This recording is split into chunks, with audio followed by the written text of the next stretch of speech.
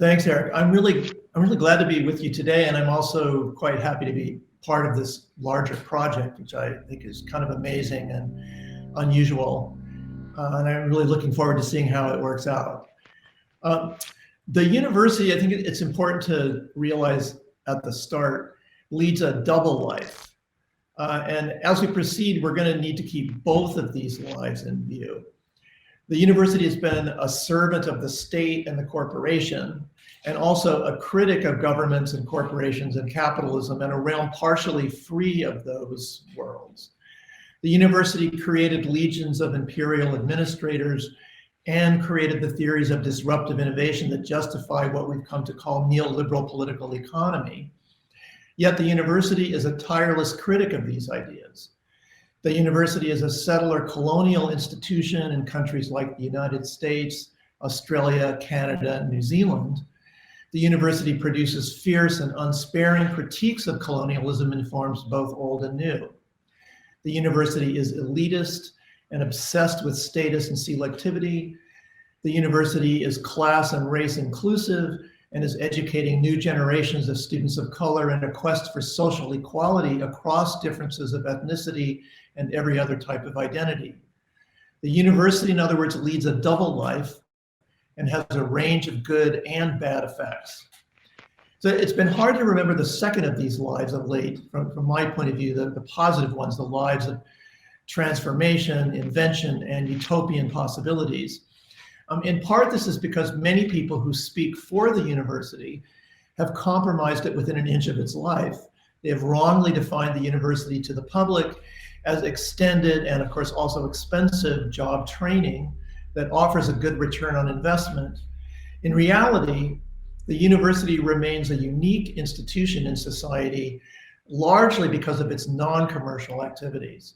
The university teaches very hard things, ideas, histories, skills, and techniques that take years to learn. The university conducts original research, fundamental blue sky inquiry that responds to the biggest questions, to deep social needs, and to the imagination. The university connects knowledge and research skills to student identities. It helps answer the questions, what should I do? And equally urgently, the question, who am I such that I should do this? No other institution in society combines teaching hard things, basic research, and the existential dimensions of knowledge itself. So I'm interested in transforming universities, but equally, I want to protect this unique combination of individual and social benefits for the students and the scholars of the present and also the future. Okay, I'm going to present the university in relation to the future in terms of 4 possible futures that I think are within our agency and activity to create. In other words, that none of these futures are foreordained, although one seems more likely than the other because it's more familiar to us. It hasn't been decided yet, and a lot of which of these futures occur and in what combination is going to depend on the work that we do together. My own research is focused mainly on US universities, and the current policy framework in the United States is the new President Joe Biden's 3 large initiatives that will greatly expand the role of the public sector in the United States. And there's a debate going on in the US about whether Biden, a traditional centrist, is sustaining the center's preference for the private sector, for market allocations of resources and the like, or in fact, rejecting these neoliberal elements. I personally think he's rejecting them. I think he's learned from the mistakes of his own centrist positions and those of the Democratic Party and is moving down a different direction. That said, Biden's plans are inadequate to the scale of the country's and the world's problems. They're still too small and they're still too partial. And yet, they amount to a breaking of the idols that have controlled both British and American public policy for the past 40 years. The new administration has, at a minimum, created a policy rupture, and we're in a conflicted and fluid situation now that could push universities down a variety of paths in the 2020s. So I'm going to discuss 4 of these, spending most of my time on a familiar one that emerges from a neoliberal status quo. I'll outline 3 other futures at the end, that we have all been variously imagining. Together, these are 4 modes of future study that aren't just abstract possibilities. The idea is that they can be generated by developing along the crossing axes indicated in the slide, the y-axis vertically and an x-axis that's horizontal. Okay, the first future I'm calling Fragmented Decline, and it's made from a combination of privatization on the left-hand side of the x-axis and of platform on the y-axis, in which democratic deliberation, such as it is replaced with corporate managerialism, even more than it already is currently. So this is a kind of a business as usual track. It's the more or less joyless storyline of decline foretold. Inequality increases in the higher ed system in this future until we complete the segmentation process that is already quite advanced. The high tuition financial aid model continues as it is, both in the US and in the UK, where it's been in operation for about 10 years now. Student debt rises, though more slowly. Institutional debt rises also. This is happening in the UK with massive building projects, as well as in the United States.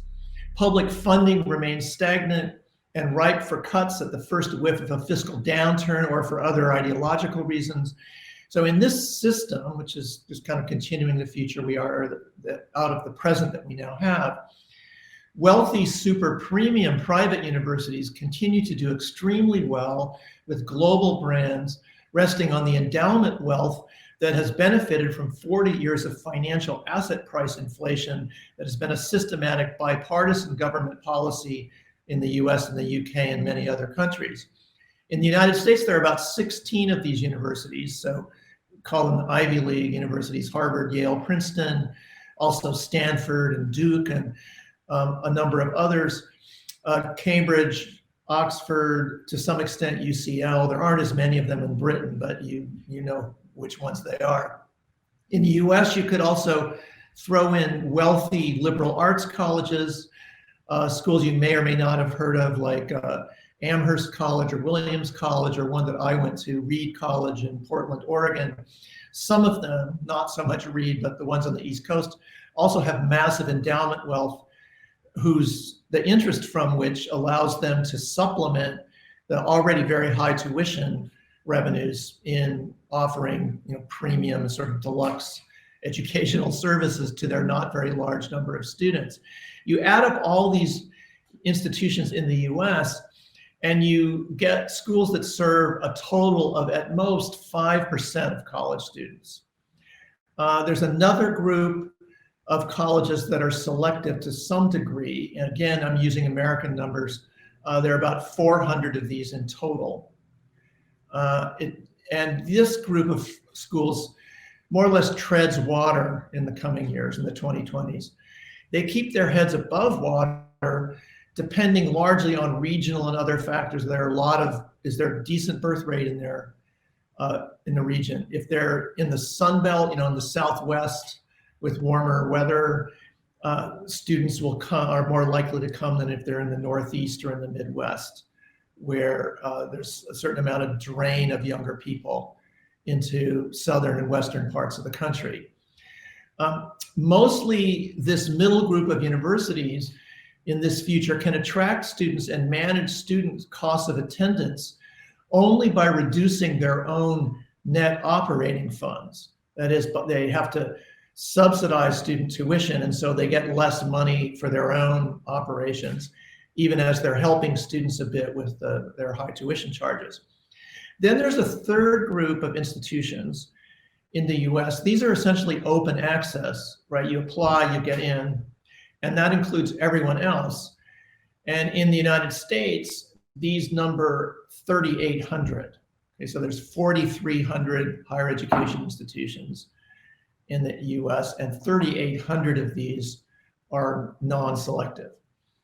These in the current program will be funded as job training centers, or they'll be left to struggle, consolidate, or close.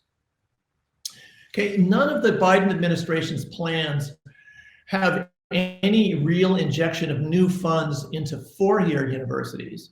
And you may have heard about this a little bit. The main thing that he and his administration are proposing is to make two-year community colleges free. It's kind of the US version of further education, although they're not exactly the same.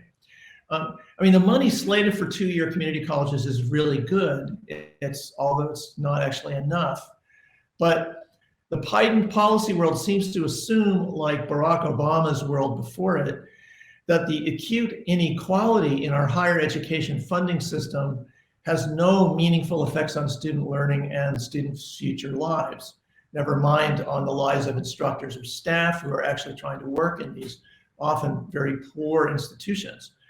This assumption is quite wrong. These three groups of colleges in the United States produce very different levels of learning. So group one, the rich schools, offer customized programs with lots of individual feedback, small classes, etc. Group two is almost 100% adjunct instruction. That is, temporary instructors, here you call it, zero-hour contracts. They get hired for 10 weeks at a time, and maybe they'll be rehired and maybe they won't. They have bad working conditions, often no office space to meet with students, etc. And there's also inadequate scaffolding, that is student services for students from diverse backgrounds who went to weaker high schools and so on. So these students, group three students, as I'm labeling them, learn largely with contingent or precarious instructional labor. So their instructors are very capable and skilled people. This is not knocking them, but they are not properly paid and they are not properly supported. And by that, I mean more concretely that they're very often are teaching too many students at more than one institution to pay proper attention to any one of their students who needs a lot of feedback. The other thing that I want to say at this point, or there's two more points really about this, is that the middle group, it sounds okay, they're not in the 3,800, they're in selective schools that have more resources. But what I want to note here is that group two students are closer to the least well-off students than you might think in terms of what actually happens in the American public university classroom. For example, at UC Santa Barbara, where I taught for many years, about 2% of English majors, or what you would say are students that are on English, taking an English course, 2% write what we call a senior thesis or a final dissertation, meaning that very few of UC Santa Barbara's English graduates are competitive in their academic skills with students from places like Princeton or Reed College, where senior theses are required of any student who wants to graduate. So to summarize roughly, gross inequality of resources at the sort of the teaching operational end leads to gross inequality of student learning, except for exceptional circumstances where students make an enormous effort on an individual basis. But by and large, the outcomes are quite unequal in terms of student learning.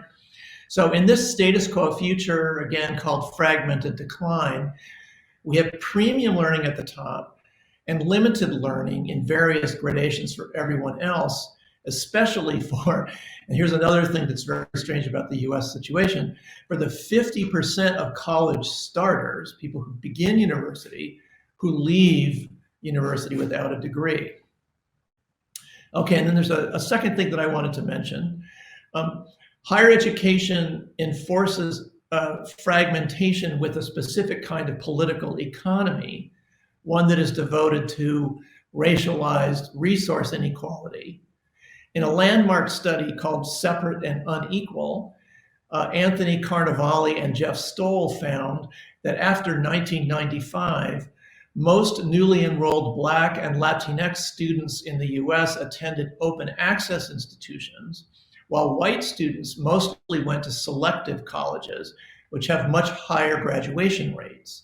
Crucially, the study correlated the racialized variation in graduation rates with large differences in instructional expenditures per student.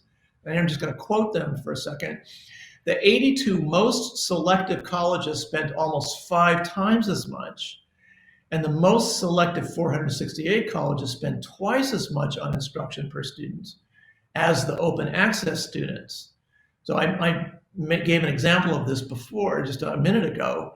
If you're going to an open access school, you're going to get half the resources, even though you're in some ways twice as in need of instructional resources, because you're already starting, in most cases, from an educationally deprived high school and middle school environment.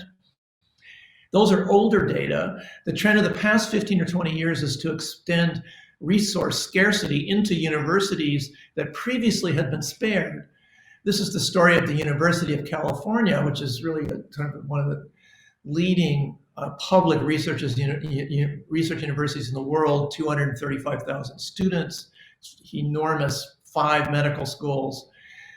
Here, the racial correlation between diversity or the diversification of the student body and the defunding of the university is unmistakable. So there's a slide that I made to investigate this, what seemed to me to be obvious as somebody who was living through this decline there. More and more of my students are students of color who are, if anything, more ambitious about their educations than the students that I'd been teaching when I first arrived in the 1990s or the 2000s. And yet, all of us who are teaching at this institution have fewer resources in order to help them. That means fewer TAs to help with intensive writing instruction and so on. So when I mapped it out, you can look at the result. There's basically a 1-to-1 correspondence in the decline of the white share of the undergraduate student population, which goes down steadily in the 21st century, and the decline of resources measured as a share of state personal per capita income that goes to the university. That's a measure of how much money people actually have in their pockets.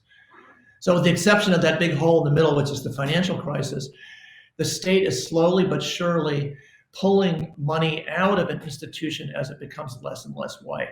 And this is a sort of a textbook illustration of what we've learned to call in the last couple of years, again, even in the mainstream media, systemic or structural racism. UC resembles nearly all universities in its official dedication to access, diversity, and inclusion. It is increasingly comfortable denouncing anti-Black racism and opposing structural racism in all its forms. So this racialized defunding conflicts with higher ed's stated goal of creating a racially inclusive form of capitalism based on knowledge, innovation, and self-development, rather than on exploitation, violence, segregation, and war. And yet the contradiction disappears. This is a sort of a situation of functional tension rather than contradiction, when we recognize the political economy of our default neoliberal future, which is financial accumulation through social inequality. Meaning, I'm going to say more about this, the university's, the split between its official egalitarianism around race and class and its functional anti-egalitarianism in terms of how it stratifies everybody, works to give an educational justification for the social inequality that helps financial concentration. Okay, this was named a while back as plutonomy. It means a smaller share of returns to labor and a larger share for capital. This theme was made famous by Thomas Piketty's work in the previous decade. His book, Capitalism in the 21st Century, came out in 2014 in English, in which capitalism, he argues, is doing nothing more than returning to its historic norm of growing returns to asset ownership or investment faster than it grows the economy, which means faster than it's growing wages. In the US, there's a nice visualization of this aspect of our status quo future that's called the Michelle Wedge. And what it shows is that in the period between, say, the end of World War II in the mid-1940s and the end of the 1970s, as worker productivity increased, so did wages. In other words, workers were getting paid for their increased productivity. Often their productivity increased on the job because they learned how to do stuff better. They taught themselves new things. A lot of increased productivity is sort of worker ingenuity. But they also, in many cases, increased their productivity because they had more schooling. So they invested in their own education, became more productive, they got more wages. After 1980, this relationship is broken, and productivity increases and profits are increasing and hourly compensation is not increasing. For the majority of American workers, there has been no real increase in their wage since the mid-1970s. They barely just kept up with increase for inflation. Okay, so for workers who are increasing their productivity in part through higher education without getting paid for it, that's bad. For business and Wall Street, this gap is enormously good. It supports intensified capital accumulation. So in this first future that we have already, higher education is helping the Wall Street and not the Main Street side, or helping the city and not, helping, red wall communities. It does this by segmenting college graduates roughly into the three groups that I mentioned before. This is the functionality that I was mentioning. Graduates of top universities have a good chance of entering elite professional services, consulting, corporate law, banking and finance, and the like, the kinds of jobs where the starting wage can be, 80 to 120,000 pounds a year, and where you just keep going up from there. The half of college starters who don't finish can do a lot of white collar work from a position of employment precarity. So they have pretty good skills and they're producing value for their organization. But because they haven't completed the credential that would obligate in some informal way the organization to give them a permanent job, they can be underpaid and discarded as needed. The large group in the middle who graduate from a wide range of good but underfunded public and private universities, which expects to enter a multiracial middle class of some kind, such as that still exists, they get limited learning, which endows them with mid-level skills, which in turn entitles them now to do professional work under precarious conditions. So the university itself has pioneered economic precarity for professionals in the form of the contingent faculty system, which I mentioned before, which now forms the majority of college instructors in the United States. The university creates middle skill, in many cases still are high skill people, but then it links these upper middle skills to low and precarious wages for the majority. If offshoring broke the wage productivity bargain for blue collar workers years ago, higher education helped end it for white collar workers.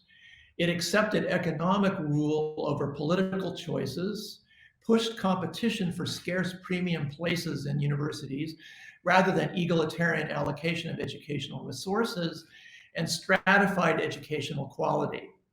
So we talk quite a bit now about the gig economy. A key origin of it is the gig economy. Okay, so enough of this future, which we already know well enough. What I was trying to emphasize there is not that it really contradicts racial capitalism or the current political economy.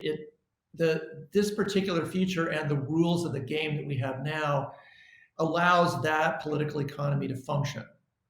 So it's a default, and it's kind of still on autopilot in spite of Biden's interventions in other areas, and some of the talk in the UK about leveling up and so on. But it's not going far enough, and at the moment this one is still prevailing. Okay. There's a second possible future along with two others, and I'm going to just briefly outline these before I stop. The second one is going to call debt-free college. So here, what in the US is kind of the Bernie Sanders, Elizabeth Warren tendency, basically the abolition of student debt and free college, meaning that all tuition charges would dial back from wherever they are now, 92.50 in the UK, higher than that in a lot of public universities in the US, back down to zero. Here, that sort of tendency builds on Biden's opening to develop college for all, or a new deal for higher education, to name just two projects that are going on in the United States within the sort of the left tendency of the Democratic Party. This tendency would generate debt-free university for all students. This can only happen as a practical matter through tuition-free university. The tax system would need a major adjustment to make this work, which will mean continuing major political effort. However, free college as it's currently understood, while keeping student costs low, which is good, would retain the current inequality of university resources, which is bad, since this inequality is, as already noted, is profoundly racialized, as well as unfair on economic and class terms. So in this second future, college would be cheaper, but also at least as unjust as it is today. Since lower tuition would, without major intervention, also lower revenues, the debt-free future is educationally more mediocre, and just continues to allow thousands of institutions to stay underfunded and inadequate for the needs of their students. Okay, so onward, a third possible future is funding equalized. So here, various social movements use the Biden opening to push college for all, which is part of Future 2, towards the overcoming of structural racism and class inequalities in educational resources. This would involve a new political economy for the country. It would distribute resources to achieve equality of economic inputs across different student populations, and invert those inputs according to need. So what this means is that the entire public university sector would have equal per student funding for instructional purposes, right? So that means that even that universities with no endowments would be able to compete with universities that have some endowments or are in richer jurisdictions than others. And then what it would also do is offer a supplement to institutions that have more at-risk students who require additional services. There's a version of this that actually works in France, although not on the university level, but on the primary and secondary level, where institutions that function in disadvantaged sectors have more per student resources because each individual student needs more attention than well-off students who already basically can kind of skate along. So the explicit goal in this future is another kind of equality, and that is equality of educational outcomes. It would use the tax system to redress injustices of income distribution, injustices that reflect the historic interaction of settler, colonial, imperial histories, and also neoliberal histories. These are two sort of modes of accumulation that have not sort of operated in parallel and separately, but have interacted throughout the histories of the US and the UK and Canada and all these countries. This future uses the tax system for more than one kind of educational reparations. It would define educational needs and budget them accordingly, rather than use today's reverse practice of establishing budget scarcity and then allotting the educational that scarcity allows. And then finally, a fourth possible future is abolitionist. I'm calling it autonomous here. And it aims to dismantle the current university in order to replace it with a fully non-capitalist and decolonized process of higher learning. Ideas about how this system would look would emerge in the process of their construction. These processes would be inspired by various combinations of decolonial and anti-racist thought, including their critiques of the epistemologies of the global north. This fourth future rests on criticism of public good theories of the social effects of higher education, as among other things, being grounded in the land grab of colonial appropriation. The critique of neoliberalism has shown various abuses of the commons. For example, in his new book, In the Shadow of the Ivory Tower, Devarian Baldwin shows how public universities have used their nonprofit status to support private developer control of the cities in which they operate. Given its concern about public funding as a crossroads of colonial and expropriative forces, this fourth future is unlikely to make claims on the resources of national or state tax systems. It may consist of local initiatives that reflect situated epistemologies and entangled identities. These might privilege self-organization in quasi-permanent autonomous zones. They might be, for example, UniTopias. These activities are likely to take place in civil society, and they would be private in that sense. So that's why I put it on the left-hand side of the privatization commons access. But they would perhaps undo that opposition between privatization and the commons by being collectively and communally organized. They would have many models to draw on for organization, including cooperatives, freedom schools, storefront colleges, bootleg universities, and social movement services. Okay, the only thing that I want to say about this and wrapping up about the relationship between these different futures is I think it's a mistake to put these last three futures into conflict with each other, to say that 3 and 4, though they have very different emphases, to see them as going in different directions or having to work in opposition. They are different, but they are also synergistic. And the things that they critique, say in Future 3, critiquing neoliberalism in the name of the public good, and 4, critiquing colonialism without invoking the public good, and in fact seeing the public good as in some ways colonial. They are different, but they are also synergistic in seeing the way that those forms of accumulations have interacted over time. I think the same is true with the relationship between futures 2 and 3. So debt-free seems like a halfway measure, and a minute ago I presented it that way. It is, but it's also a major massive reform. It would constitute a political upheaval. It would inspire all sorts of people to do more and to do better. And the achievement of something like debt-free would lead to other things. So what I'm going to do is I'm going to end with where some combination of these 3 other futures, getting out of future 1, fragmented decline, neoliberalism, where they might go together.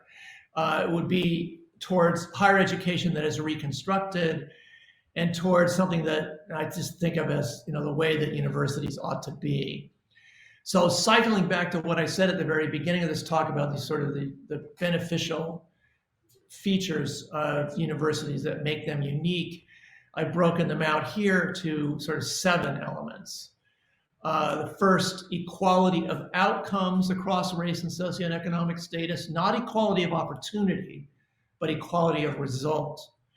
The second, equality of outcomes across institutional types. So if you go to your local university, you're not going to be at a disadvantage compared to folks who go to Oxford or Cambridge or to the University of Pennsylvania or the University of Sydney. 3, BA degrees that are debt-free. It's kind of the starting point for the new future, the new system. Number 4, deep learning, the thing that universities do that training programs, or even my beloved YouTube videos about how to get my keycaps on my Mac keyboard to get back on, do not deliver. That is educational understanding of who one is and what one can do and what has already been established in the world of knowledge, all working together. And in order for this to happen, an educational core, an instructional core that is fully funded to do this. Number 5, self-directed research, independent, autonomous, academically free research, fully funded across all fields. So this means that the humanities, creative industries, creative arts, ethnic studies, critical race studies, the whole gamut of socially, culturally, psychologically, and artistically oriented studies, practices are adequately funded for them to realize their own research goals in the same way that the society already wants STEM fields, science and technology and engineering, to achieve theirs. 6, just employment or fair employment within universities. Universities should be model employers, and this means termination only for cause through an equitable process, and it means, in a sense, tenure being extended from academic staff to other kinds of staff working in the institution. And then last, but perhaps the most important for allowing these others to happen, democratized academic governance. Universities are run in an oddly top-down way. If you think about the way that universities are supposed to exemplify sort of the best that is thought and said, to quote Matthew Arnold, in a given society, it's very odd that many of them instead model some of the worst managerial practices in the society, kind of the withholding of data, unilateral decisions, lack of consultation, not using academic research practices to fully understand what a situation is and make a decision in a methodical manner, but importing external imperatives and just imposing those. So democratizing academic governance would, I think, would help instruction, it would help the quality of research, and it would certainly reduce the stress and the frustration that many academic staff currently feel, both in the United States and in Britain and in most other countries of which I'm aware. Okay, that's a lot of stuff. These futures may all seem impossible, but one thing of which I can assure you is that they are in fact affordable. So the question that I'm going to leave you with is, why don't we build the futures that will get us these elements? Why not governance in common? Why not faculty, staff, administrators, and students deleting authority barriers in order to work together? Why don't we install democracy in universities? Thanks.